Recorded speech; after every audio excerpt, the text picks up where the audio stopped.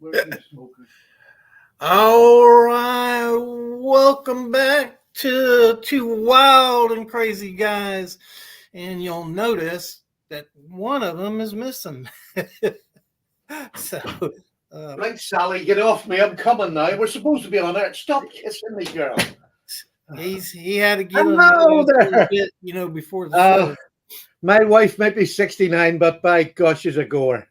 Yeah, if she knew you were doing that, Yeah, she heard me. I'm going to get yeah. killed. At this age, pain is the thing I have every day anyway. She'll be in there saying, "Who are you in there with?" No, she just comes straight in and punch. Oh, that's like funny. She says, if she has to ask the question, it's beyond suspicion. Mm-hmm.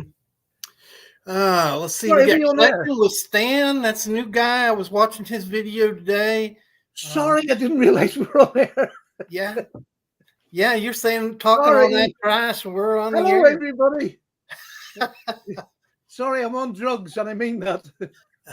Kathleen's there. Oh my God, we're sorry, Kathleen. We're sorry. I'm sorry if you heard anything untoward. Radar, Jason. So good to see y'all there.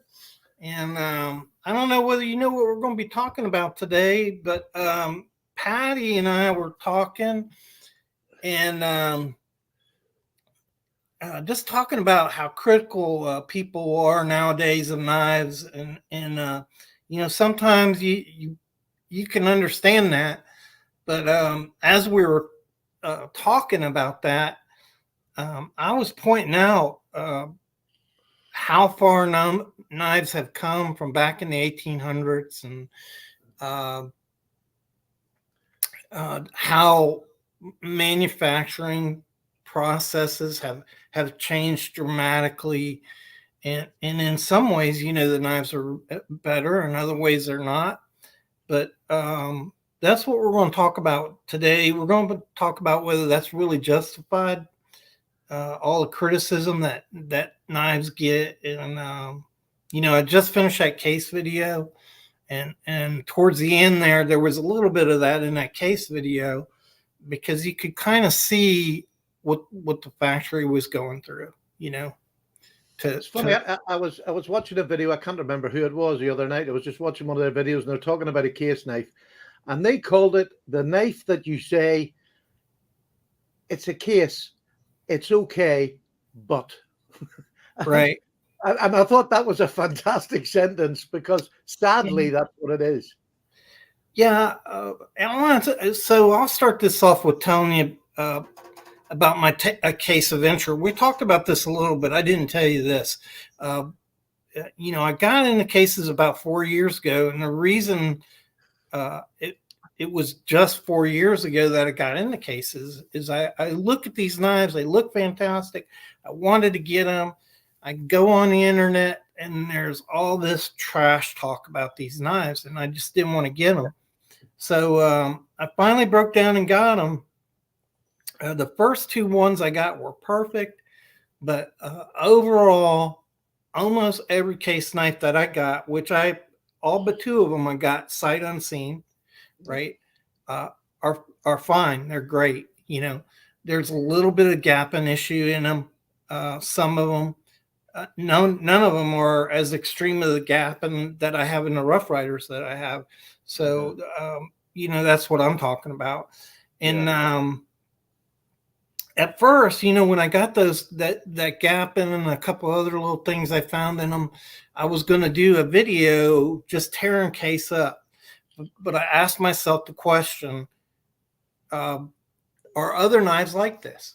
Right? And so I have a lot of knives, and I'm uniquely able to look at that question, right? Because I not only have a lot of knives, I have a lot of knives from the 70s, multiple different companies from the 60s, the 70s, the 80s, the 50s, the 40s. And I can look and see, what about the other guys, right? And long story short, what I found is all the knife companies, Camillus, Utica's, anyone you want to look at. I've got Robert Class knives that have gapping problems. You go across the board, they all start having issues in the 60s. So right about 1965, they're cutting costs. The way they cut costs is not by doing things they used to do. And that's really when you start seeing these issues, but it's not a case issue. It's across the board. And I go totally ahead. agree. Yeah. And I would go even further. I would jump on the end of that, and I would say that at this moment in time, when YouTubers, and I being one of them, can be hypercritical of a knife, when really, if it's a wee bit off center, it's a wee bit off center. To me, it's not even really worth talking about. If it's not rubbing, and it's a properly made pinned slip joint, Yeah. that shouldn't be a problem in your head. It's not a ball bearing run on races and everything that keeps it tight. It's a slip joint. It's pinned together with a hammer. You know, it's as technical as that. Yeah. And but to be honest with you, I think sometimes the more expensive the knife gets, and when you go away from Rough Rider and you start up into that case bracket, it is, you know, a big jump in price. If you've always had Rough Riders, when you big jump in price, and that means that people are, the more money a knife costs, the more critical somebody will get about it, which in one sense is correct. It should be a little bit better. But case isn't a £300 knife. It's a $60 to $80 roughly knife. And to be honest with you, unless it's drastic, and I've seen some terrible gapping in case, but not very often. I've seen smaller, you know, usually a couple of small things that go against them.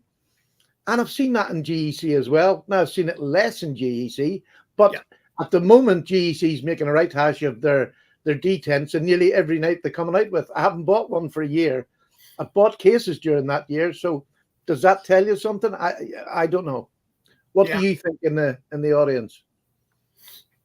Yeah. Hey, Split Slices, Baxter, a lot of you guys out there. You know, go ahead and keep letting us know what you think about that. I just find these problems across the board, and the thing is in 1970, Case had 1,000 employees. Now that was split. Okay, they had a factory in Arkansas, and they had one in Arkansas or Memphis. I think it was Memphis, Tennessee. Maybe it was Nashville, Tennessee. But you know, so it was split. But they had 1,000 employees, and today that runs between 100 and 300. So there's no way they can produce the knife they used to produce with 100 people. There's just no way. And it's because they're all machine made. And if you look at them, I pulled some out.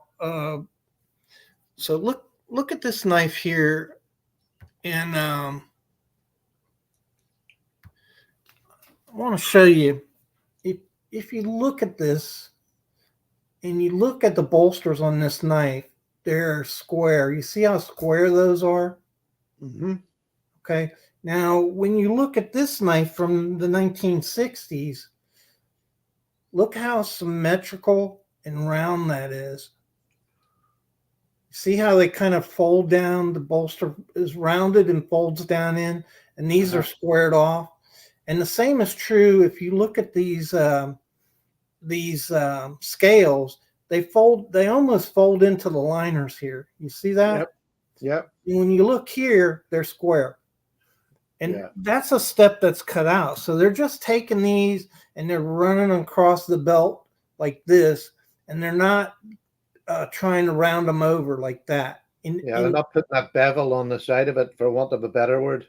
Right. And when you look at older knives, here's an old Walden, pre-war Walden, and look at how that just folds right into the lining on there. Can you see it? I mean, that's damn near, you know, contoured properly. Yeah. And look at the bolster, same way. So the bolster just comes over and almost disappears on the liner there. And, you know, but they had time to roll over and do that. Work the knife until it was where it should be, and that's what you really see. And it doesn't really matter what you're talking about. If you look at these, you can see it's squared over too. I mean, this is this beautiful Rosecraft, and they're squared off. You see that. And of course, this is machined, but most people are using machines now, by the way. So that's not a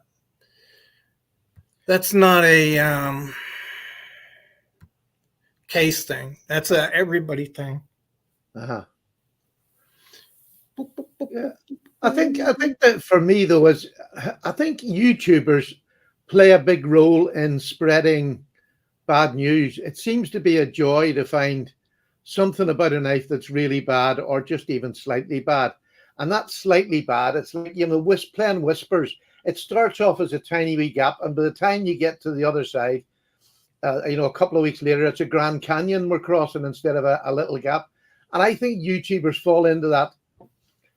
Now, whether do people do it on purpose? It's nearly as if it gives your video more credence if you can find something wrong with a knife, no matter how small.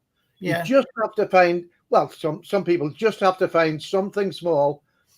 And there's Kathleen just got it in one. There's Rosecraft blades. You very rarely find anything wrong with them. And they're a budget knife. Well, they're a bit below case, but their knives are of immaculate standard. But then again, you have to think they have the labor force to check them more than what case will have. And you would know that without even having to check it up. I don't think. I'm just talking about like the average person. I don't think it's malicious, and I don't think it's off. I mean, when you look at things that are wrong and they're wrong, it bothers me, right? But when I look at this knife, this is my new razor that I got. Really beautiful knife, but it's got a tad bit of gapping in it, and it bothers me, But I don't think a lot of people today really realize what goes into making these knives, the amount of work.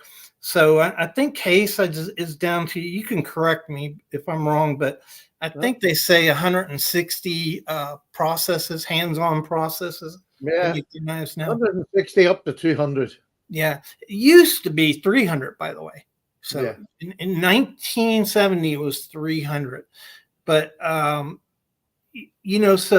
so 160 individual movements of people's hands on these knives is not really a lot when they really, it's, especially if you're talking a traditional knife, they take a lot more handling to get right. I mean, so I forget who it was, but Stephen, I was looking at this video of a custom knife maker. He had this beautiful knife he was showing.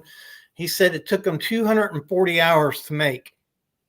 240. So you break that down, 40-hour work week. Yeah. You know what I'm saying? It took him 6 weeks to make one knife, and to exacting standards. But you're never going to get that on a factory knife. It's just not going to happen. You've got to boil it down. And that's the difference between a factory knife and a custom knife, is the amount of time that they spend on them. Yeah. Yeah, I think when you're doing when you see a custom knife made, there's usually something you can find out that's just not, it's a wee bit off, but it's not going to be damaging to the knife. It's not going to be unpleasing to the eye, but you'll usually find something that's maybe a wee bit offline, where it's been buffed a wee bit too much. And I think in every knife that's made, if you look hard enough, you can find some tiny little thing wrong with it, whether it's a custom or whether it's you're more likely to find something a wee bit off kilter from a custom, because it is that hand finishing, the hand putting the knife to a turning wheel that's taking bits off it, you know what I mean, rather than sort of all cut. But I also, you get you get some folks who, they'll look at a knife like this Rosecraft, right? Or anyone like a Jack Wolf or a C. Reisner, any one of these knives that are made in China. And they look at them and say, why can the Chinese do it, but not the Americans? But the Chinese are dumping knives. I mean, me and you were talking about that the other day, how there is no way, even a $7, you go and buy I didn't pull it out. I've got a Rough Rider that costs $10, and the thing is dang near perfect, right? It's phenomenal. $10. Yeah. And I mean, the materials alone in that knife are $10, $15. So there's no way you could produce a knife like that. They're dumping knives into America. It's brass as well, like, so. I mean, for $10, just you can't. And it is a very good knife in hand. Lovely knife. You can't do it, and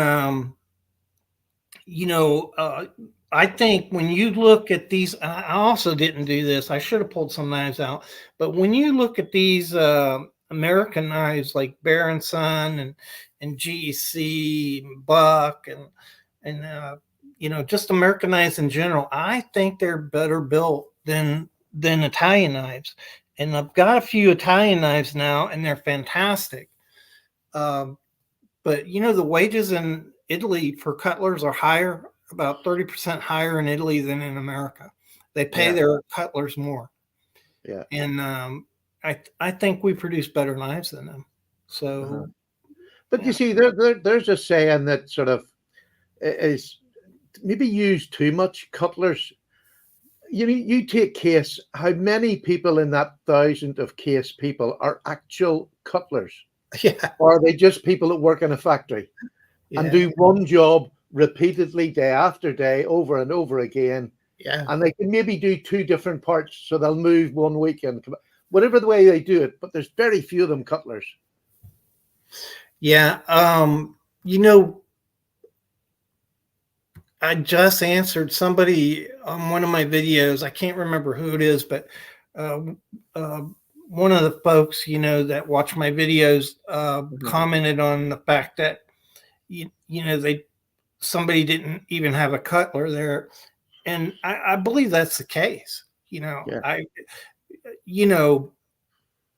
in the 2000s, Case was saying, we have employees that have been here 48 years. Well, those old employees were cutlers. They came up the old way.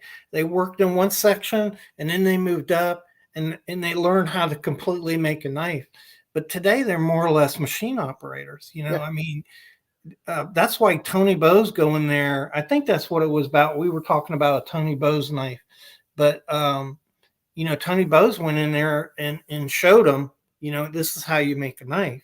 And you look at the Tony Bowes knife, and it's a lot different than a regular Case knife. Yeah. And but I don't think you could, you can't produce those the way he would do it. But even like Tony Bowes went in and worked with Case's top cutlers to make that knife once a year. Yeah. Every year. I've got one of them. They were about $300.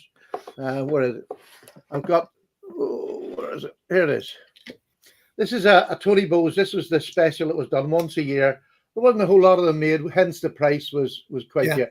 Now, this is an absolutely beautiful knife, except, and this is the words I'm going to say.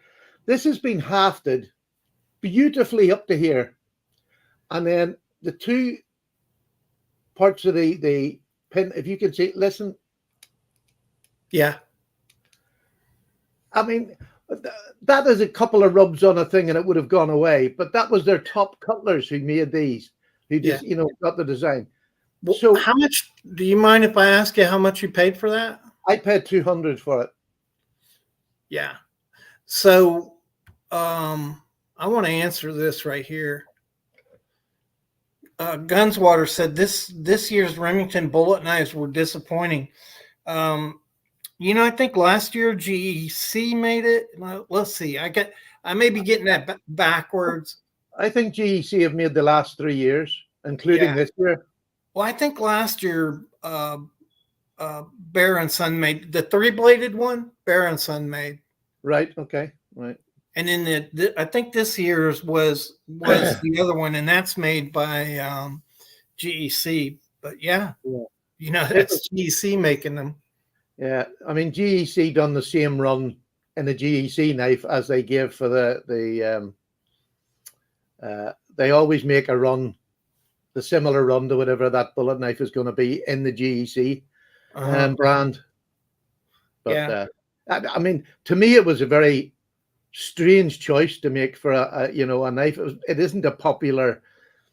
I mean, there were Hawkbill, wasn't it, this year? Mm-hmm. Yeah, it's not a particular for the price that they're charging for them, and maybe I'm wrong. But the last GEC ones were way over £200. Yeah, I mean, was this year's one for a Hawkbill? I just wouldn't pay that for a Hawkbill. Yeah, you know what I mean. I'd rather get an old one, and like you have a collection of older ones. Yeah, I'm sure it's a really fine Hawkbill. Exactly, nothing wrong with it. But yeah, I don't feel compelled to buy a high value Hawkbill knife. But Dozy, I hope I'm saying that right. Dozy. Yeah, I think you're right. But also, like Steven said, interviewers feel compelled to give somebody content that separates them from the rest, and so they may be overcritical of a knife, or they may just feel that way. Like I know a lot of people are really passionate about, case knives should be better, and it really bothers you with gaps and stuff like that. If you didn't hear it, I've looked at them all, and I find, problems with all knives, including GEC. I've got 5 of them. Every single one of them have some kind of problem. And so, I'm a little more accepting of a minor gap and problem, with the case. But here's what Case have going for them. Case have been going a lot of years. They know their customers. Yeah. And if you started as a Case customer in the 60s, and the first knife you got from Case, now you're not a reviewer, you're just a buyer, you're just a normal bloke who does a 9-to-5 job and carries a penknife. Mm-hmm. And if your first Case had a gap in it, but it was a great knife and it lasted you for 20 years, what knife are you going to buy the next time? A Case. If there's a gap in it, well, I had one the last time, it was all right. And that is the grounds that Case have kept going. And in a way, if you take relative prices going back to the 60s to now, £80 for a good Case knife, well made, good materials. There might be a gap, but it's still going to work for 20 years. Does that make sense? Yeah. And I think that's a. It's down to what we were talking about before. How much can you do with what you got? And that's really the problem. Is inflation, material costs, greed. A big problem with knife companies nowadays is they're owned by corporations, and so corporations don't care about that. They really don't. They want to sell and make as much money as they can. And there was a really good picture of that in that Case history, where American brands just kept squeezing, and the people at Case were rebelling. The employees, they didn't want to make a cheaper knife. They had learned how to make a quality product, and they didn't want them to be less than what they could be. And what's really funny now is those knives in the 70s and 80s are really popular with people. The prices are zooming on them. I mean, they're up about $100 now for a 70 knife, and that I wouldn't have paid $40 for. Yeah. And those were the years when they had quality problems. So I don't know. As a reviewer, like I found over the years, I very rarely do bad reviews. Now, that's not because I haven't had bad knives, because I have. Yeah. And as you say, right across the whole board, I've had bad knives. Even custom knives, I've had that were just bad, downright Yeah. bad. And I Yeah. paid a lot of money for some of them, but I never done a review on it because personally for me it is, right? This is my hobby. I enjoy doing it. I enjoy showing people's knives.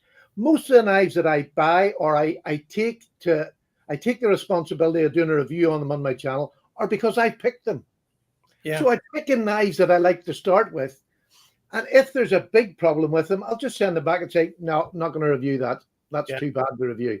Because that might be one, especially a custom knife, that might be one bad knife that that man has made in his whole life. And I got it. And if I completely run him down for it, and all his other knives have been good, that's a hell of a responsibility to take. That's somebody's living, that's his life. So I'd rather give him the knife back and say, no, sorry, I wouldn't review that. Now, this is a knife fanatic right here. This is a loyal fan right here. Terrell, he's got to go tornado warning here, and he's here watching. He's watching the video. Terrell, get down that shelter, boy. We're only going to talk tripe for another half an hour. Just get away down there. You can watch it later. I hope that works out, man. Yeah, that's been some rough tornadoes and storms over there. Is that the Midwest that they're having all them, or? Yeah, I don't even know. No, I'm not sure of it. Kathleen said, I hate to be argumentative, but I think you guys are making excuses for Case, but not saying that they can make quality now. Well, yeah, I'm not saying that they can't make a quality knife. So the last 7 knives I got from Case, 5 of them were perfect. And I'm talking about perfect, right? So there were no problems whatsoever. They were built properly, at least to the standard of knives that are being built today. No gaps, anything like that. The last 2 knives I got, I got them with me. So I got this limited edition right here. It doesn't have any gaps. It is I don't know, there's a little tiny gap right there, but you don't see light through it. And then I got this one right here, and this one does have a gap, this lizard skin. So you get 5 knives and it doesn't have a gap, and then you get one that does. So it's not like we don't say they have some quality issues. We definitely say that, that they need improvement on their quality control. We're just talking to the big picture, and also we're saying that, Case is not the only one that has these problems. I have GC knives that have problems with them. In fact, every single GC knife I got, and not a single one of my GCs are seconds. They're all, straight from the retail. And so that's what we're saying is that you find that across the board, and it takes a lot to make these knives, these traditional folders. And I also think that's why you don't see as many problems in modern folders, because it's a lot easier to make modern folders. But I'd like to come back to Kathleen. And Kathleen, I understand exactly what you're saying. I really do understand what you're saying. But I'm looking at my case drawer now, and I have at least 15 cases there that don't have any problems. Not one. But I've had more than 15 case knives, if that makes sense. I am very, very choosy on where I buy my case knives and who I buy them off. I buy nearly all mine secondhand now when I can see pictures of the knife. And the one thing that we as buyers tend not to do is ask for detailed pictures. I want a close-up of the back of the knife, the front of the knife, the centering of the blades when I'm buying a knife. And if the person doesn't want to give me that, I just don't buy from them. And I mean, that has saved me a fortune of moaning, because when I've bought them, I either buy them off friends who I can trust and say, is it in good nick? They say yes, I believe them, and they've always been telling me the truth. Now, it takes a while to build up that sort of friendship around YouTube, but you can do it. I mean, I have 15 knives there that I would happily pay full price for any day of the week. So I think it's our responsibility as buyers is to return the bad knives, because if you keep returning bad knives, if everybody who moaned about a case returned it instead of moaning about it, Case would do something about it. I think, if you get the majority of people returning a bad knife, and until we start doing that, companies will get away with what they're doing. Well, and if you're just buying them, so if people quit buying Case knives, yeah, then there wouldn't be a problem, because Case would either go out of business or they would increase the quality of their knives. But I think the biggest majority of Case buyers are not YouTubers. They make $100 million a year. That's an average. Okay. So last time I looked, they made 98 million. That's the same amount of money that Benchmade makes. Benchmade has the same amount of employees as Case on average. So both of them, they'll go up and they'll go down, but they're around 100 employees that they maintain. And $100 million, seems like a lot of money in revenue, right? But they also have to pay the bills on that, and a company has to decide: do I want to waste money maintaining that, right? And you're talking Zippo. Does Zippo want to keep investing in Case if it's not making money for them? And that's what it boils down to. If it wasn't for Zippo, what would have happened to Case? So Three Rivers, they bought Case to turn it around and sell it. But if they didn't have a buyer, Case wouldn't exist today. And that's exactly what's happened with most other knife companies. So, you look at Robeson, Cattaraugus, K-Bar. K-Bar was sold. Schrade went bankrupt. Camillus went bankrupt. So, you have that, they went bankrupt. So a company's got to be able to make money. Yeah. And it's... Well, so the UK is the perfect answer to that. We lost nearly every single one of our makers. Mm-hmm. Nearly every single one of our big makers went. Yeah. And I mean, there's now just a few left. And 3 or 4 is in one company alone. They bought up the rights to them all. And then you have Arthur Wright, but they only started in the 60s. Mm-hmm. So they're fairly new in UK knife making. But the rest of them all went to the wall simply because they cut their quality rather than up the quality and up the price. Right. We lost a whole lot, and it's now just starting to recover. And I mean it is only just crawling. We're not even at the walking stage, getting back to where we want to be, but it is on the right direction. So, I mean, hence why I like promoting my company. Here's a good point right here, and I agree with you. And for one thing, I think Case could, okay. So it doesn't have to be exclusive. They don't. So if they improve their quality control, it doesn't mean they have to sell their knives at the price level that they sell them. They could up the price level, and if it was incremental, like to $100 range, I think the average with Case knives is $80. If it went to $100 range and they produced less knives, and just took more time, they'd make the same amount of money. But I don't know. I think they may be scared to do that.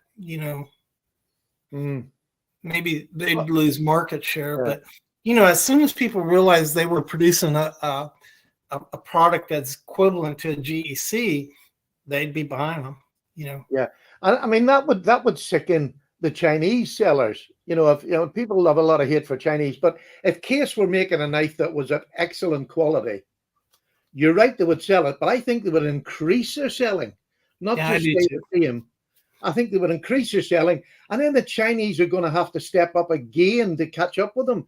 And for the first time in, I don't know, tens of years, the American knives are going to be the one to catch, rather than trying to catch up with the Chinese, which everybody seems to be doing.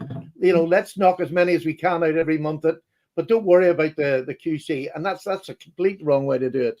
And here's the other part of his statement is, if they would take these knives and do what other people like Bear and Son, will take knives and sell them as seconds. Rosecraft does that, and GEC does that. And if Case did that, people would buy them for less with the gaps, and all around people would be a lot happier. And I agree with that. I think they should look at that.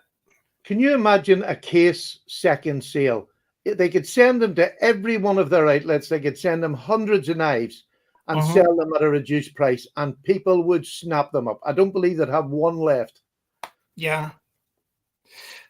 But let's see. That's a lot of work, mind you. Yeah, I wanted to try to draw. I wanted to talk more about what it takes, to make these knives, and maybe misconceptions people have with how knives used to be made. And one of the things, when you look at these companies today, mostly machine operated, without a doubt, mostly machine operated. Yeah. And people should not misunderstand that. That's the way it is at GEC. It's the way it is at Case. It's the way it is at Benchmade. I don't care. Tactile Knife Company has 25 employees. Yeah. So Hogue, I think Hogue has around 20. They may have 50 at Hogue. Hogue produces a lot, but their knives are mainly made by machines, and people are putting them together and cleaning them up. And again, I wonder how many cutlers them companies have, proper cutlers. Very few, So at Tactile, it's one guy, and I think maybe I'd say one handful at Case. Yeah, you got guys like most of the designs at Case are designed by one or two people, and those are the master cutlers that know how to make a knife. Yeah. That's where the Copperhead came from. It was designed by a master cutler there. I forgot his name, Frank something, wasn't it? I don't know it. I can't remember. But I mean, I don't like to say we're not just picking on Case. It's just Case is a big company that you can talk about because it encompasses everything that we're sort of talking about. Case are no worse than anybody else, really. Yeah. And my point is that at the turn of the century, these companies had 800,000 employees, and they didn't pay them well at all. So as the pay went, cutlers made pretty good pay, but it was very low pay, and oftentimes the conditions were horrific, and a lot of them died early in age. Yeah, and there was no OSHA, and it's basically what China's doing today. It was basically slave labor. The people that made the money are the people that own the company. George Wolstingholme, Russell, Harrington. They're the people who made the money. The cutlers basically were slave labor, and that's how they could make that knife, right? Mm-hmm. To the exacting standard that they did. And you just can't do it today because, people have to make a decent wage to live. And if they couldn't sell the knives the way they're selling them, they wouldn't be able to sell them. I mean, just look at the good quality knives, right? They're $500 and up, $1,000 for custom knives. And well, if you had to pay that for a knife, I might get one every 5 years. You take it how many of the American top end companies that knives are up that 450 and above. Yeah. They're dominated by a cutler, and he's going to have others below him to keep their standard up to that money level. Like Chris Reeve. Yeah. But he makes a very good knife. He'll stand over anything, but he doesn't have to stand over too much because what he puts out is usually of a very high standard. And Yeah. Chris Reeves wasn't even American. You know, he came from South Africa to America, built this company up in America where the prices of the labor was more expensive, and he's managed to do that. So there's no reason saying, oh, it's only the Chinese can do it. Chris Reeve can do it and make a living. Yeah. So it is all a matter of what you're prepared to do to get there. Yeah. And as you think, shareholders are going to be that biggest draw on any company because they get their money no matter what. Yeah, I think that makes a difference too, on whether the company is family owned or whether it's corporate owned. You see a big difference in what goes on there. I mean, you just take Tactile Turn now, and fair play to Tactile Turn, and we're making pens, and they decided, right, we're going to branch out, but they invested money, they invested time to get the products good. It took them a while to get their fit and finish up to where it is now. They didn't get that automatically. I have one of their first knives, and there's a few faults on it, but it's still a good knife. Do you know what I mean? It's still a good. And when I reviewed it, I did say that there's faults on it, and some of them are quite faults that Case would make. Yeah. You know what I mean? So yeah, and I think that's Jason, that's spot on, but it has to do with corporations, you know, running a company and trying to raise their share prices by the money that they make. And you know, America switched in the 1950s to that model. It used to be you made a quality product and then you made money because you made a quality product. But as more and more companies incorporated, they started focusing on returns of the company as a performance of a company.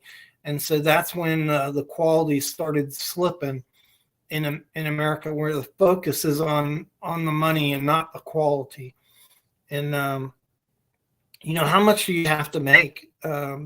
Me and Stephen were talking about this, and you know, the auto manufacturers make $1 billion profit. Okay, that's profit. Profit is money that you make over and above all expenses. It's money that's left over after you pay all the bills. They're making $1 billion profit every 3 months, not in a year, every 3 months. And so tell me that they can't make a car in America for $25,000. You know, the base has pretty much got to be $40,000 or $50,000 for a car. But you know, they can make those cars a lot cheaper, you know, if they wanted to. And but that is a problem. You know, there is a problem with greed in all the industries. Yeah, I think that goes across the board with everything. Everything there. It's what the company has to pay out to, not so much their suppliers, it's their shareholders, and how much the shareholders decide that they're going to put back into the company to keep it, or raise its standards a wee bit more each year. They don't do it. Yeah, I mean, that's why you got to admire Rosecraft, you know, because they're producing these knives at a really affordable level. But in my opinion, you know, they're just as high quality as a Finch knife or other knives that are being sold. You know, maybe not quite to the Jack Wolf quality, but pretty close. You know, and yeah, I would they're selling them for $60. You know, so yeah, I think their knives are worth about 150. Yeah, absolutely. But for the standard of them, you're getting D2 in a pocket knife. Yeah, it's, you know, where, yeah, it's not that the blade steel is everything, but at least they're putting something in that's good. D2 is a good steel. As long as it's heat treated well, it's a good steel. Yeah, it is. But I also believe in a pocket knife, you know, as long as the steel is heat treated properly, hardened properly, that's all you need. You know, you don't need a whole lot in a pocket knife. We're not putting 600 foot-pounds of pressure on these knives. No. We're not beating on them with hammers and batons and things like that. But yeah, I mean, you know, Case could go to 14C28. That would be great, rather than easy. Yeah, easy. It wouldn't cost them much more at all. Absolutely. It's all about money. It's all about money. Here, yeah, I'd like to get back to like, is it just me, or are we? And I'm going to include myself because I sometimes get into that thing where you jump on a bad wagon and we moan about everything. Instead, I don't know what we should do to change it. I think just as YouTubers, we're pretty much helpless. I mean, Case don't send many knives out to YouTubers to review. Right. Full stop. And we know the reason why they don't, because if they come and there's big gaps in them, they're going to get torn to shreds. So they don't do it, which is fair. So they've taken the bad reviews nearly out of their everyday person who buys knives. And like, you go back to this, the 40s, the 50s, 60s, people used their knives to go to work with. They used them for everything in the house, going to work. The knife was a tool properly. Whereas we hear people saying, oh, well, it's a tool. How many of us use our knives as a tool? It's used about the house for little jobs or in the garden. Or there's very few of us taking a knife to its extreme. Whereas in the old days, the knife was, you bought a knife and it lasted until it broke. Yeah. We don't do that anymore. This is a first world problem we're talking about. Well, and that's another thing that we talked about, Yeah. Stephen, is the fact that, in the 1800s, you didn't have 5 GC knives. You didn't have 20, case knives. You had one knife, and that knife had to last you because you couldn't afford it. Yeah. So I think also, that's another part of the equation, and what the title of the show about, are we too critical? I mean, we're sitting here criticizing these knives, but we have hundreds of them. I did a survey on my channel, how many knives do you own? And it blew me away at how many people said I have 50 or more. Yeah. Well, I'm going to tell you, back before the World War II, you wouldn't have 50 knives. You might have a hunting knife. You might have a kitchen knife, a filleting knife, a butcher knife, and a pocket knife. But you didn't have 50 pocket knives. You couldn't afford it. And so that's another side of the equation is we're talking about quality and we're talking about price of knives, but the truth is we buy a lot of knives, and so they're not that expensive. I think back to my dad's day, and my dad was a very straight talker.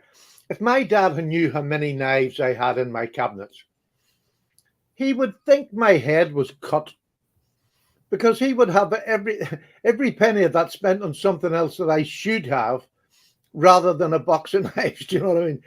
He just wouldn't accept it. He wouldn't accept it whatsoever. So there is a generational thing, and I wonder, are our children, as they get older, our grandchildren especially, are they going to have 1,000 knives compared to my 300? How many is enough? Where do we stop? I think everything's about to break, so I don't think that's going to happen. But I think Western civilization is on the decline. I think all of the excesses in society are coming to fruition, and it's going to collapse. It's going to collapse on itself. And a lot of people say we buy too many things, we have too many things, and so I don't think we'll get there, but I think there's too much testosterone. Yeah, exactly. I was just looking at Timothy there as well. Yeah. I used to work at a factory, and QC was a joke. I would pull bad parts, and the QC manager would come and let it go because we had too many bad parts that day. Yeah, that absolutely happens at Case. Absolutely. Well, Case actually, to check whether a knife has got a bad connection, they hold it at the blade and shake it like that. If it doesn't make a noise, it's all right. Yeah. And they're right, to an extent. I mean, I know people. I've seen videos of just horrible Case knives, right? But I've seen videos across the board with knives that are horrible, and there's no doubt that it happens. But I mean, for me, I just don't have that experience with case. And like I said before, I get most of mine off the line. I bought two in a gas station. All my other ones come offline, sight unseen, and they're pretty good knives. And the thing about them is like when I do my collection videos, I'll show people, look, I use this case. I've used this case. I've carried a Model 18 every day for the past 4 years. I swam in the Gulf of Mexico with that in my pocket. That thing's held up just fine. When I got it, it had some blade rub on it, and it wasn't aligned properly. There was a burr on the not the sheep's with the spade blade. There was a burr on the spade blade, and when you opened it, it scratched the blade. That really pissed me off because I'm like, you're buying these knives for the mirror polish, right? Yeah. If I didn't, I'd buy a cheaper knife. And then, just because of a burr on the blade, it scratched, and they let that scratch go. And if you're putting a mirror polish on a knife, yeah, you should care about that, right? You shouldn't have let it go. Yeah. With that on there. I mean, that's funny. I've got one here. That Moki I bought. Mm-hmm. The mirror polish on that blade is absolutely stunning. And this is not Chinese, it's Japanese. Right. You know what I mean? So they can do this knife. Now, granted, the blade steel is not the best. It's yesteryear 13, yeah, basically, isn't it? Not what they are. I think that's just fine. Oh, it's all Z8. But it's heat treated really well. Mm-hmm. And I mean, it's as good as any blade you're going to get in a pocket knife, except, a really high end one. This was I think these were about £150. Mm-hmm. But my goodness, the quality control is out of this world. And I would quite happily pay that than risk maybe getting a case sight unseen. But I'm paying for that, I'm paying nearly double what average case price is. But yet, all right, well, I suppose the other fact is that I'm lucky I can afford to do that. Not everybody can, and I accept that. But I mean, just to go that little bit higher, you can get a perfect example of what a pocket knife should look like. Well, I'll let you in on a secret. I'll just put it out there for everybody right now. I'm a knife addict, and I really can't afford to buy knives, but I do anyhow. So I eat less. I do without something. My wife, I'm walking around with holes in my socks, and she says, "Why don't you buy you some more socks?" And I tell her, "Well, if I bought more socks, then I could buy less knives." So, I do with holy socks so that I can buy more knives. My fashion sense has definitely gone downhill since I started on knives. Yeah. Yeah. It's like everything's secondary, right? Absolutely. And I wouldn't swap a day of it. You know what I mean? I can moan, I can groan, and like all us YouTubers moan and groan, but do we stop buying knives? No, because there's that inherent it makes you feel good. If I supported a football team in the UK, it costs a blooming fortune to get a season ticket. More than I spend on knives, I can tell you that. I do it all the time. I say, this month I'm just not going to buy knives. I bought a lot of them last month, and I said, I'm not going to buy any. Right? I don't need to buy any. I've got a lot of knives, and darn if I don't end up saying, man, I'll just buy one more. Yeah, in the new year, I lasted 6 weeks. I didn't buy a knife at all for 6 weeks. But by God, have I made up for it the last 6 weeks. I have hammered the pot. The pot is dry. And I've enjoyed every penny of it. And again, we haven't gone without food. We haven't gone without anything. So that's when it's a happy hobby. Yeah. This is the thing BDH is talking about that really makes me mad too. He said the most expensive knife Case makes is the abalone copper lock, which, by the way, abalone has gone up. I don't know. I don't know about that. I know I've looked into abalone, and it is expensive. But if you're making an expensive knife like that and putting a price tag on it, you should take more care in how you put that knife together. And he says, it came with a gap, and I think that's another problem, that a whole different problem that Case has, and that's why 2 years ago, you used to be able to get these Tony Bose knives for like $140, $120, $130. And then 2 years ago, all of a sudden, Case is selling them for $500. And they're not made by Tony Bose, right? They're made by Case. And given Case's track record, I'm definitely not going to pay $500 for a Tony Bose knife. I don't know who they're selling those knives to. But, I've heard a lot of people complain about the build quality of those Tony Bose knives. And unless that's fine to charge $500 for a knife, but man, that better be a pretty good knife, right? Because you've bought two in the past couple of weeks that were less than $500 that were custom made. Yeah, and there's an abalone custom made, and this is some of the nicest. There's no joins or anything, and it looks like it's one piece of abalone. I can't find a crack. I can't find anything in it where there's joins. It is an amazing piece of abalone with every color you would want in it. Under £200 by a custom maker. Yeah. Well, I bought one for $119 from Case a couple of years ago, right? It was just a couple. Let's see. I was still driving. Might have been 3-4 years ago. $119, and now they're cruising up to $300 for those knives. I don't see it. Inflation in America over the past 3 years, combined is 20%. So how do you double and 2.5 times the price of something when inflation is only 20%? So if that's true, they should be selling knives for around those abalone knives for around 150, 160, not 300. That's why I haven't bought that Damascus, right? Wow. They're selling them Damascus knives for $325. There's no way I'm going to pay that for those knives. Have you ever tried to buy one of the Boker Damascus knives? Good heavens above. That's a whole different story. Crazy.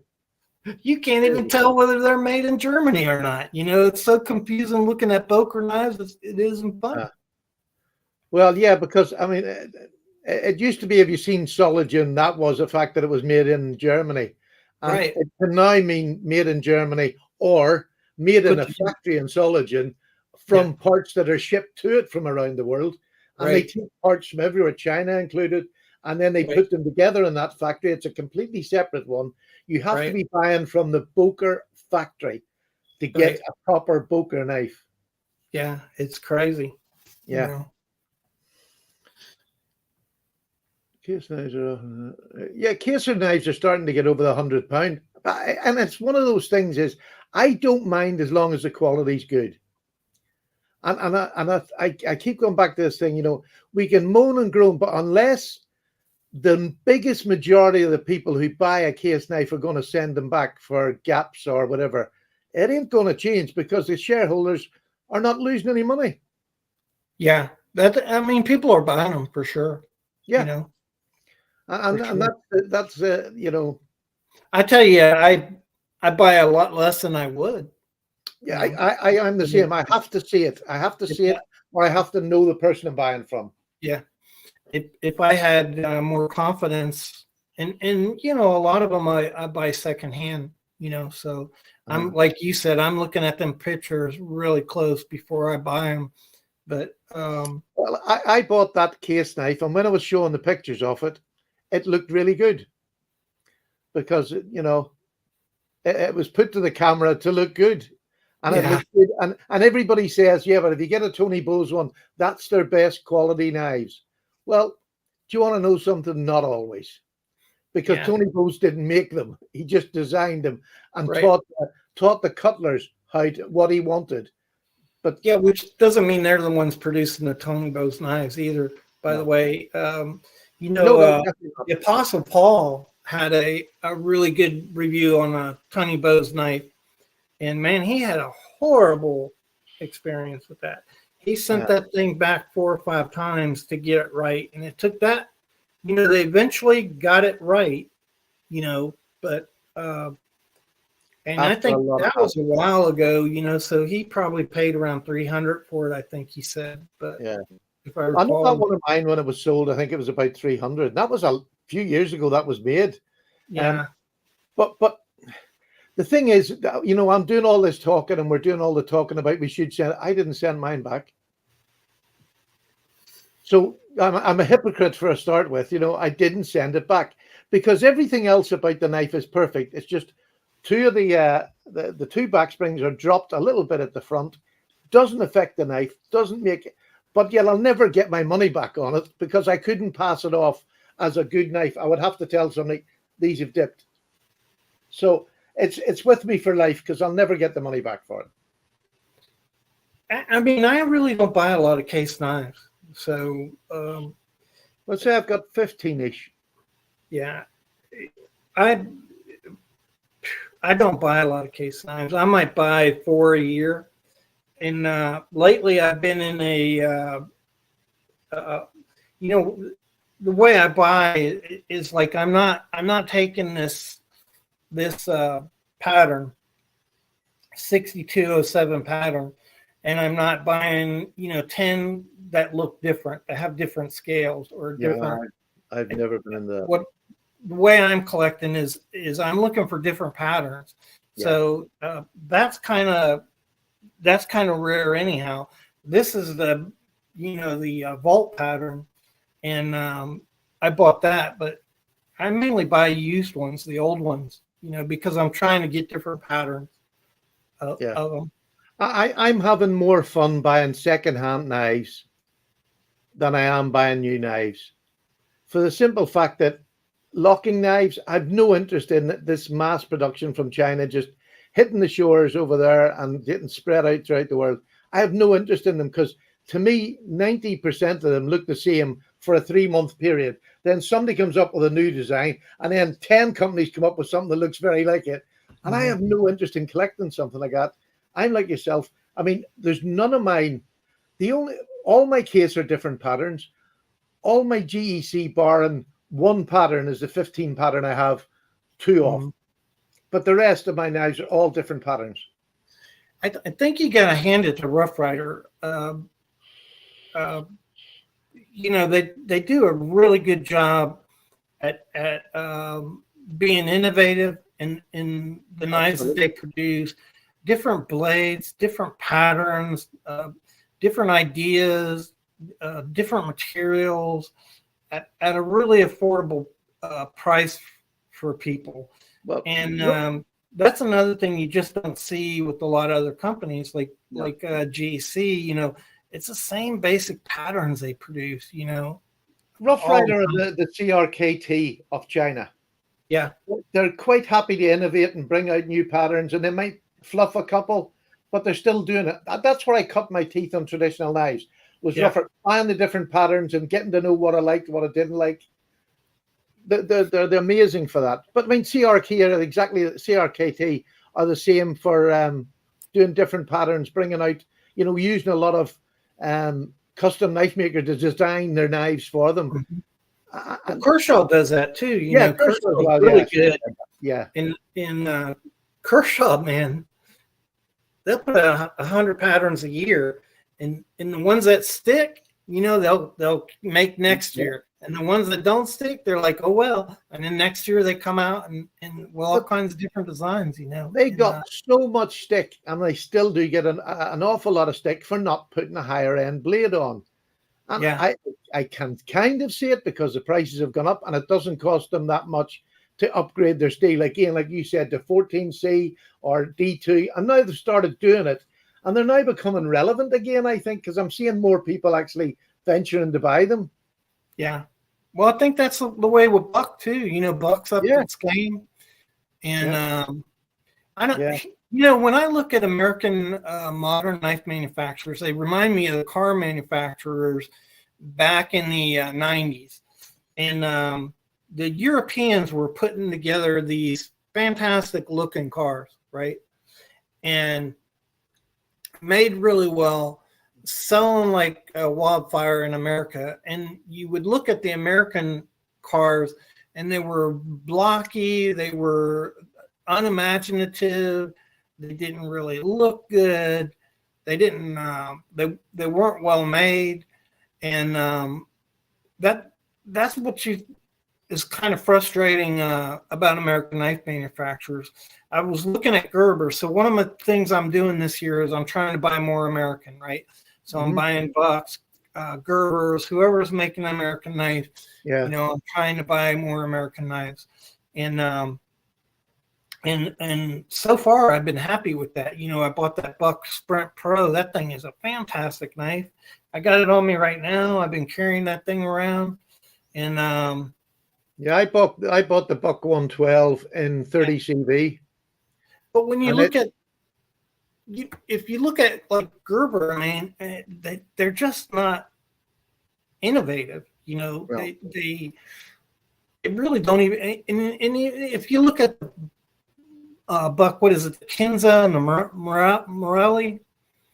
Right. They're pretty basic knife designs. Nothing there. You know what I'm saying? Yeah. They look very much like what China was doing 5, 6, 7, 8 years ago. Yeah, that's the thing. And so that's the problem with American manufacturers. And I don't know that you can fault people for wanting to buy the Maserati when somebody's selling, a 5-ton truck. But it's not just American. It's all countries, apart from China, are lagging behind. Yeah, they need to up their game. Yeah, if you want to beat China, you have to make better than them and keep it at a price that people are going to buy. Because China are charging inflated prices for their knives for what they make them for. Yeah, absolutely. They're as dear as American knives now, just full stop across the board, if not dearer sometimes. Yeah, and you think, well, what the hell is going on here? That's it's funny. And I've seen somebody saying 6-gun slinging. Yeah. Goodies and Cutlery have been, we were talking about this earlier on, they have been dropping the ball, and it's really sad to see. This last year, I keep saying I haven't bought one, and I'm a GEC lover. But if they keep their pull strength at 5, I ain't going to buy another one. It's just dead simple. Yeah. And it's not that 5's a particularly bad number, but most slip joint lovers like it between 6 and 7 anyway, or 7, 7, 8. I'm quite happy at 7, 8, but 6 and 7, if you're hitting that sort of figure, that's absolutely fine. There's no need for them, and they've done it repeatedly, and I suppose they sell out anyway, no matter what they put out, because there's enough people like Case they'll buy just because it's a GEC. Well, now that's not really what's happening. What's happening is scalpers go in and buy every knife they can, as soon as they can. And the last release I looked at a GEC knife was just a couple of months ago. Retail was $140. Yeah, they're not. There's some of those GEC knives are going for higher than that now, but they're still, at a 20% premium to Case. And what happens is the scalpers buy them all up. And if you want to get one, you got to pay $200-$300. Those are the people that got to quit doing that. If you stop buying these knives at $200, $300, $400, $500, they'll go back down to being reasonable. I mean, they're not going to stop doing it. We have to stop buying them. People don't buy the knife. Yeah, we have to stop buying them rather than because they're not going to stop if they're getting them. So we have to stop buying them. And this is where this thing comes in. It's nearly people that have more money than the rest are the ones that are paying that sort of price. Do you know what I mean? And they're the one, they've got to stop, because it just wrecks it for everybody down the line. It becomes impossible. I don't buy them for that Never going price. to happen, I though. can get them. The last GC knife I got was a really nice knife. I bought it for 160. I figured that it probably retailed for 130 or 120. And, you know, I'm okay with that. I'm okay with paying, $40 more to get it, but I'm not going to pay twice the value of a knife to get it because it says GEC on it. Well, I'm going to tell you this. If you're ever selling, a GEC over here in the UK, good luck to you. Because I usually drop my price by about £20 if it's a new knife. I couldn't sell it. It'll lie there for weeks and nobody will buy it. They just will not pay GEC prices for a knife over here. Just won't do it. I can't get rid of them. It's not that I want to get rid of them, but the times that I wanted to sell one, it's nearly impossible. Yeah. People will not pay the price. That ain't America. No, because if Americans come over and look at some of the websites over here, I highly recommend it because you'll pick GECs up for less than what they're in the shop, and they're brand new in tube. And the wee bit of customs you're going to pay ain't going to cost that much more. All right, we're going to call this the show, and I'm really thankful that you all dropped by. It was fun. I enjoyed your comments. You had some really good points, and I hope you aren't driven away by two old guys complaining a lot. And, but I really appreciate the amount of comments that came up there tonight. Was fantastic. And it just shows you that it's something that gets under a lot of people's skin. And it's not that hard to fix. Yeah, and the really good comments too. It's been a great night for comments. And I enjoyed your company as much as this old fella sitting to the right of me. Uh-huh. I don't often say that, like. All right. So we're gonna shut it down. Thanks again, y'all. We're gonna do it every 2 weeks. So 2 weeks from today, on a Tuesday, we're gonna do 5 p.m. again. I'm trying to give people who are at work and can't normally make it a chance to get in and have some fun with everybody else on the live show. That's what I'm doing. Before you go, hit that like button and subscribe if you're not subscribed, because this is a great channel you're in. You'll see plenty of different, so many different knives that you haven't seen, and I do as well. So please subscribe. And the other thing is, if there's a topic you would like us to talk about, stick it down in the comments, and we'll pick. If we see one that's numerous times, we'll do that topic. So please put your topic down for two grumpy old men to talk about. I'm not proud at all. If I was proud, I wouldn't be putting this ugly mug on the internet. So if you want us to talk about something, I'm more than happy to do it. So thanks again, and we'll see you in the next couple of weeks. Yeah, be good, and buy knives.